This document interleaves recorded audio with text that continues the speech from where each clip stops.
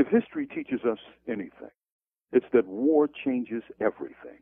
For wars, by their very nature, are both external and internal affairs. As the nation directs its wealth and technical expertise to the arts of war, the schools crumble, cities experience economic and social disaster, foreclosures strike millions, and joblessness soars. Unions are under attack in ways not seen since the 1930s, and the wealth is concentrated in fewer and fewer hands. Activists find themselves silenced, on the sidelines, and unable to rebel when the commander-in-chief is the nation's first black president. This is so even after the latest military adventure in Libya. Quick, why can the West assemble its war machines to ravage an oil-rich country, yet can't help Japan as it faces its greatest threat since World War II? Which nation faced the greatest humanitarian threat?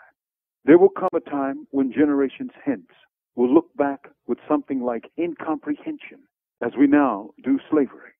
For all intents and purposes, the war is as much against workers, students, teachers, and the poor as it is against the Taliban and Al-Qaeda. For they are being targeted and bombed with repression, joblessness, homelessness, and hopelessness amid cities of waste. It's time to organize, to stop the wars, both within and without. Hi, this is Mariama reporting for Liberation News. We're in Washington, D.C. with a large number of demonstrators who are protesting against the bombing of Libya. We're going to go into the crowd and see what the people have to say.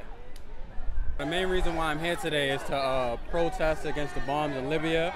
Being an African American, I think that anything that happens to our brothers and sisters in Africa also happens to me. So when you're bombing Libya, you're bombing me too.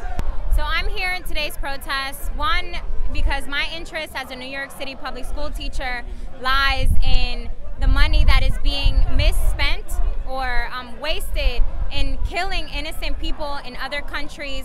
This is another war starting for U.S. interests that have nothing to do with the people here in the United States. Libya is for Libyans to decide what to do with their country. So I'm here representing my school children, my students. I'm here representing my community, and I'm here to speak out against any war on U.S.'s behalf.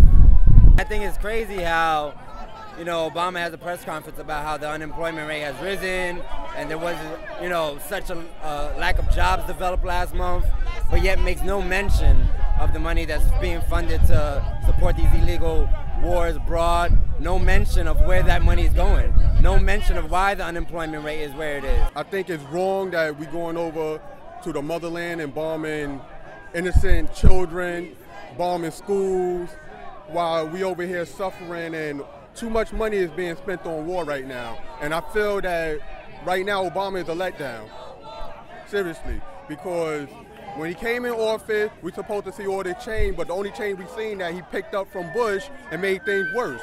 Now we're in another war. So I'm here to support my people and to support all people who want freedom. I think it's senseless that we're spending all this money on war when we have needs right at home on our soil. Education suffering, our education system needs more resources. There's still kids going to school in America with no textbooks. Our incarceration is crazy. It's thousands of people, millions of people out in America without jobs. So we could probably make better use of that money on our own soil. They're trying to, they're trying to bring democracy there, and they're trying to find a way to co-opt and to get into Libya and to get control of the oil and their resources like they've done with every other African country. America is a capitalist country, and in America, and where they say in God we trust, they really mean in the dollar we trust. And what it is that those few, the cliques who make billions of dollars off war, are the ones who encourage a president who I have given more credit to as being intelligent and to be able to maneuver around them, but evidently they got him gripped because they have him involved in this new war in the Middle East. And it'll be Libya today, tomorrow it will be Yemen, and then they will go on and on under the guise that we are trying to stop terrorists, but in reality it's a war for the control of the resources of those countries.